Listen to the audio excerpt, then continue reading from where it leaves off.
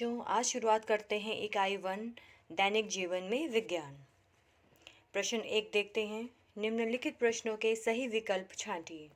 क वैज्ञानिकों द्वारा किसी समस्या का हल खोजने के लिए प्रथम चरण है जिज्ञासा। ख सीड ड्रिल का प्रयोग किया जाता है बीज बोने में। इसरो का मुख्यालय है बेंगलुरु में। पाई का मान ज्ञात करने वाले गणितज्ञ हैं आर्यभट्ट। पेनिसिलिन की खोज करने वाले वैज्ञानिक हैं अलेक्जेंडर फ्लेमिंग। प्रश्न 2 पर चलते हैं। रिक्त स्थानों की पूर्ति कीजिए। क रेडियो, ट्रांजिस्टर, टेलीविज़न इत्यादि मनोरंजन के साधन हैं। ख गैस चूल्हे के प्रयोग से ईंधन और समय दोनों की बचत होती है। सीटी स्कैन तथा एंडोस्कोपी चिकित्सा के क्षेत्र से संबंधित हैं। अगले पेज पर आते हैं।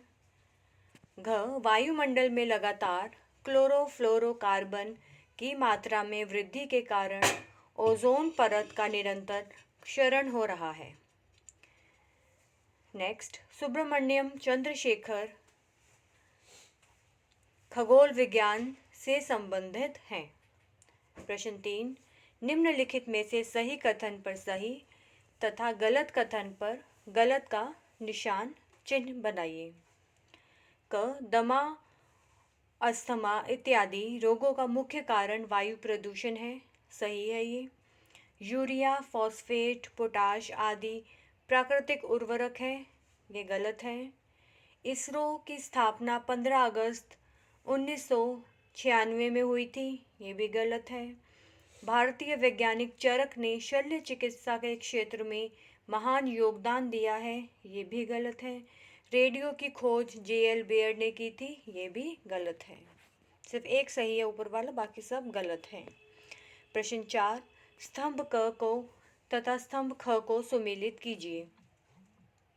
स्तंभ क में देखते हैं हार्वेस्टर, यह है कृषि का। हार्वेस्टर कृषि से।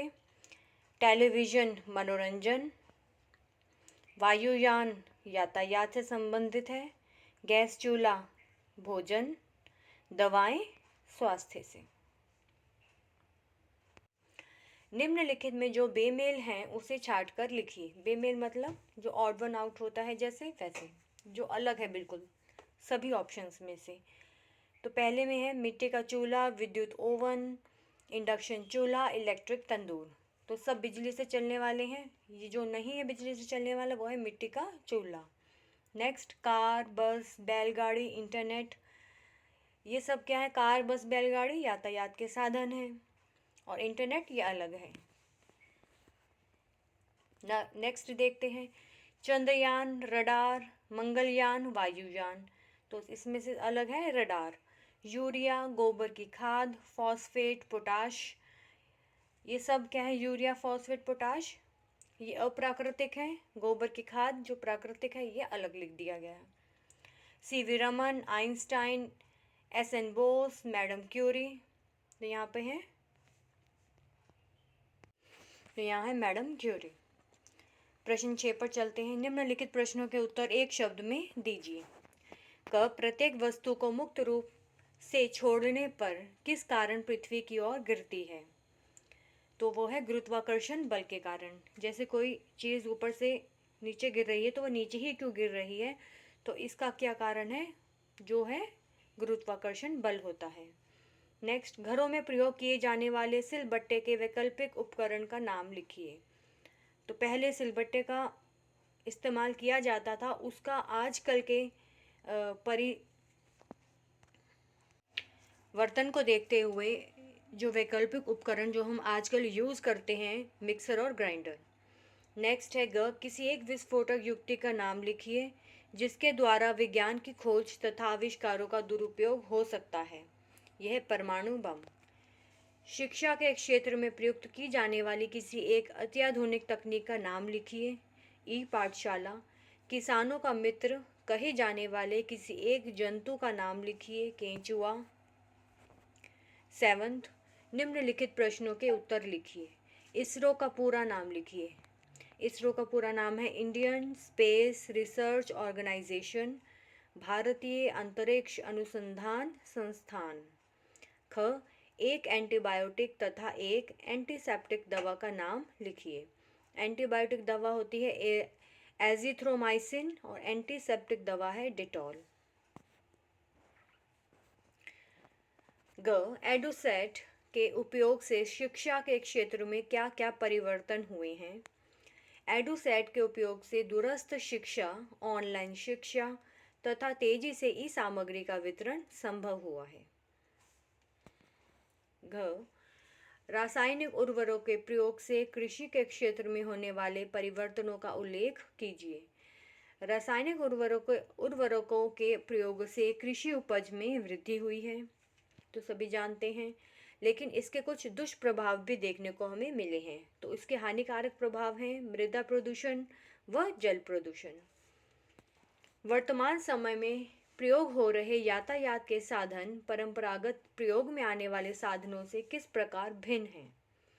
वर्तमान समय में यातायात के साधनों द्वारा कई किलोमीटर लंबी यात्रा को परंपरागत साधनों के अपेक्षाकृत बहुत कम समय में तय किया जा सकता है। Next page. उन भारतीय तथा विदेशी वैज्ञानिकों के नाम तथा संबंधित क्षेत्र लिखिए जिन्हें नोबेल पुरस्कार से सम्मानित किया गया है। तो हमें वैज्ञानिकों के नाम बताने हैं और उनके वो क्षेत्र बताने हैं जिसमें उनको नोबेल प्राइज़ मिला है। तो पहले है हरगोविंद खुराना, इन्हें मिला है चिकित्सा में आनुवंशिकी कोड के लिए। सीवी रमन, प्रकाश का प्रकीर्णन भौतिकी में। सुब्रमण्यम चंद्रशेखर, खगोल वैज्ञानिक हैं, ये खगोल विज्ञान में मिला है। भौतिकी। मैडम क्यूरी, रेडियम और पोलोनियम रसायन विज्ञान। एल्बर्ट आइंस्टाइन, फोटो इलेक्ट्रिक प्रभाव भौतिकी। प्रश्न 9, निम्नलिखित क्षेत्र में से परंपरागत एवं वर्तमान परिप्रेक्ष्य में प्रयोग होने वाले साधनों को छांटकर तथा यह साधन किस क्षेत्र से संबंधित है लिखिए। तो यहाँ पे जो बताए गए हैं कुछ साधन, उन्हें हमें बताना है, छांटना है। तो पहला क्रम संख्या 1 में आता है परंपरागत साधन। तो इसमें हम देख लेते हैं मिट्टी का चूल्हा, यह आधुनिक साधन क्या है इसकी जगह, विद्युत ओवन। तो वर्तमान समय में हम विद्युत ओवन यूज़ कर रहे हैं भोजन के क्षेत्र में। नेक्स्ट रहट, रासायनिक उर्वरक ने इनका स्थान ले लिया है, अब ये प्रयोग हो रहे हैं कृषि में। फिर कठपुतली, पहले कठपुतली लोग बच्चे देखा करते थे, पसंद करते थे। आजकल क्या चलन में है, वीडियो गेम। किस क्षेत्र में है ये, मनोरंजन के क्षेत्र में। भाला, पहले भाला होता था, भाले से शिकार करते थे। अब मिसाइल ने इसके रिप्लेसमेंट मिसाइल से हो गई है। रक्षा के क्षेत्र में पहले अपनी रक्षा भाले से किया करते थे लोग, अब उसका जो रिप्लेसमेंट है वर्तमान समय में वो मिसाइल ने ले लिया है। नेक्स्ट है, पहले में पत्र लिखते थे साधन, अब उसके रिप्लेसमेंट मोबाइल से हम कम्युनिकेशन कर लेते हैं। यह है संचार के माध्यम। अगला देख लेते हैं, नेक्स्ट पेज पर चलते हैं। प्रश्न 10, निम्नलिखित को देखकर सम्मुख बने बॉक्स में संबंधित क्षेत्र को लिखिए। चित्र है कार का, यह क्षेत्र क्या, यातायात। फिर टीवी दिखाई दे रहा है, मनोरंजन का साधन है। संचार का है टेलीफोन। फिर है यहाँ पर दिखाई दे रहे हैं कृषि में जो प्रयुक्त हो रहा है, ये वाटर टैंकर लिखा है इसके ऊपर, ये कहाँ यूज़ होता है, कृषि के क्षेत्र में। नेक्स्ट है एक्सरे, दिखाई दे रहा है एक्सरे, ये किसके क्षेत्र में होता है, ये चिकित्सा के क्षेत्र से संबंधित है। प्रश्न 11 पे विज्ञान के दुरुपयोग से उत्पन्न 5 मुख्य समस्याओं का उल्लेख कीजिए। अब विज्ञान के कुछ दुरुपयोग भी हैं, इन्हें हम देख लेते हैं। पहला है वायु प्रदूषण, जल प्रदूषण, ध्वनि प्रदूषण, ओजोन परत में छिद्र तथा ग्लोबल वार्मिंग, रेडियोधर्मी विकिरण।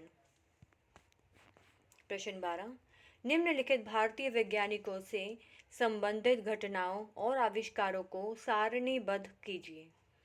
तो पहले वैज्ञानिकों के नाम यहाँ बताए गए हैं, इनसे संबंधित घटना और आविष्कार हमें बताना है। तो पहली है कल्पना चावला, अंतरिक्ष विज्ञान। डॉक्टर हरगोविंद खुराना, आनुवंशिकी कोड। सर सीवी रमन, प्रकाश का प्रकीर्ण। एस रामानुजन, गणितज्ञ थे। डॉक्टर एपीजे अब्दुल कलाम, प्रक्षेपण शास्त्र। प्रश्न 13, निम्नलिखित वैज्ञानिक खोजों से संबंधित भारतीय वैज्ञानिकों के नाम लिखिए। खगोल विज्ञान में सुब्रमण्यम चंद्रशेखर।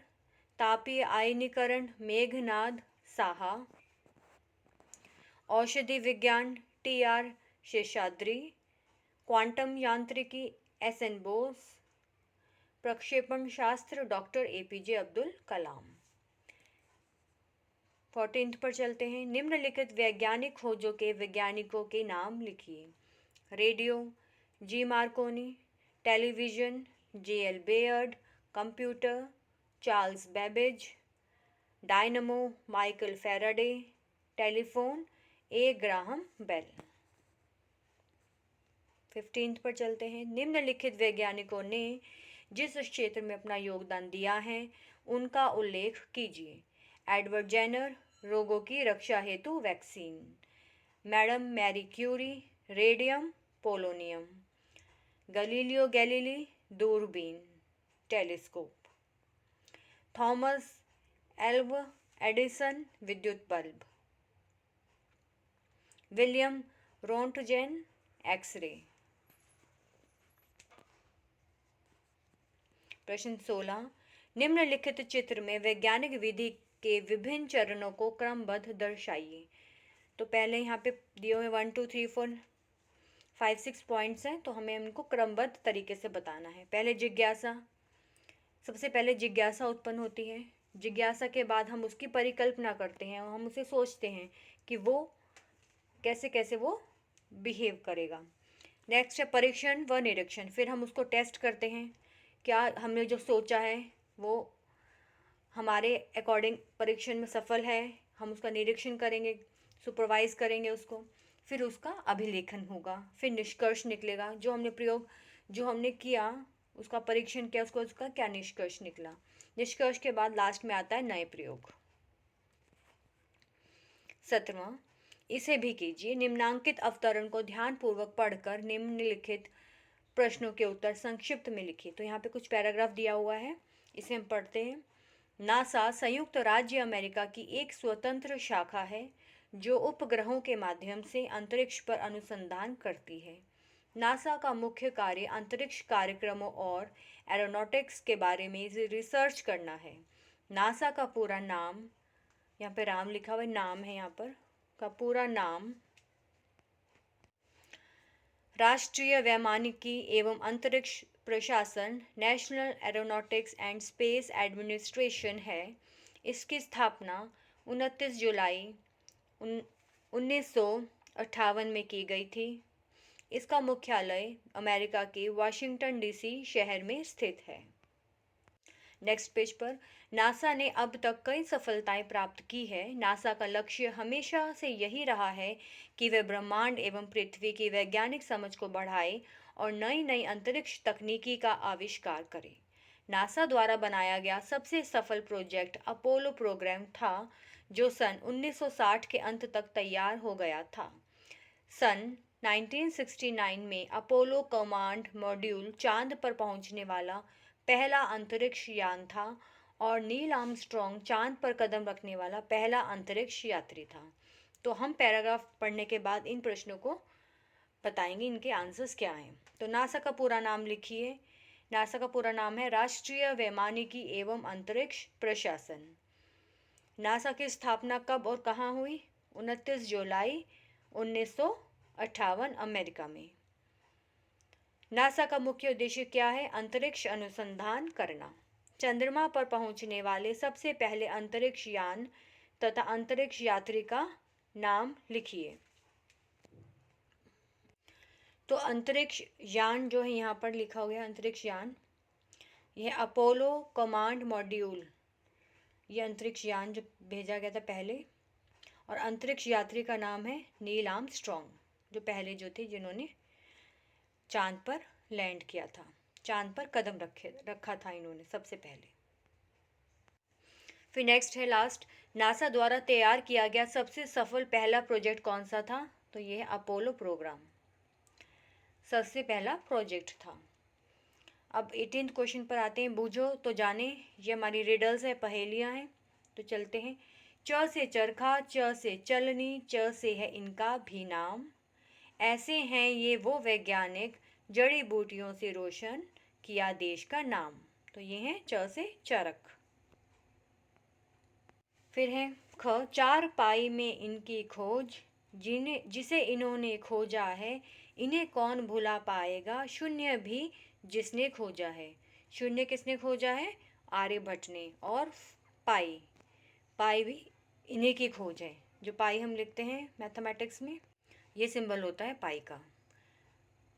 इसका पाई का जो वैल्यू होती है, दिस इज 3.14 और 22 डिवाइडेड बाय 7, ये वैल्यू होती है पाई की। 22/7 और ये और करके लिखा है और 3.14 और this is the value of pi. चलिए अगले पेज पर आते हैं। निम्नलिखित दिए गए संकेतों की सहायता से वर्ग पहेली को हल कीजिए। तो यहाँ पर नीचे एक पहेली दी गई है, यहाँ पे देखिए, यहाँ पे पॉइंट्स बताए गए हैं। तो पहला है परंपरागत प्रयोग में आने वाला यातायात का एक साधन। सेकंड है शिक्षा के क्षेत्र में विज्ञान की एक महत्वपूर्ण देन। थर्ड में है कृषि के क्षेत्र में प्रयुक्त एक परंपरागत साधन। फिर बाएं से दाएं में देख लेते हैं। एक रासायनिक उर्वरक, यातायात का एक आधुनिक साधन, कृषि के क्षेत्र में प्रयुक्त एक अत्याधुनिक तकनीक, संचार के क्षेत्र में प्रयुक्त महत्वपूर्ण तकनीक, शिक्षा के क्षेत्र में प्रयुक्त उपग्रह। तो यहाँ पे पॉइंट्स है, तो यहाँ पे हम देख लेते हैं। फर्स्ट पे था बैलगाड़ी, सेकंड पॉइंट पर है इंटरनेट,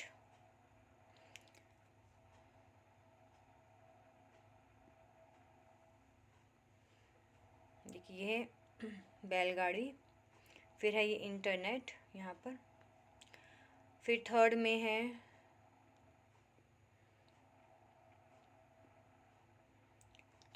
ये रहट, फोर्थ है फॉस्फेट। देखो दो अक्षर एक साथ लिखे गए हैं, फॉस्फेट। इस पर फिफ्थ में है साइकिल, सिक्स्थ में ट्रैक्टर, उसके बाद सेवंथ है यहाँ पर, ये देखिए